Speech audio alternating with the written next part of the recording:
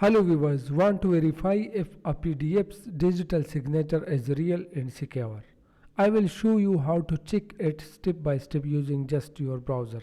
First open the PDF file in Edge or Chrome. You will see it is a signed file. A message appears on the left side of the Edge window showing the signature validation. Click on that message.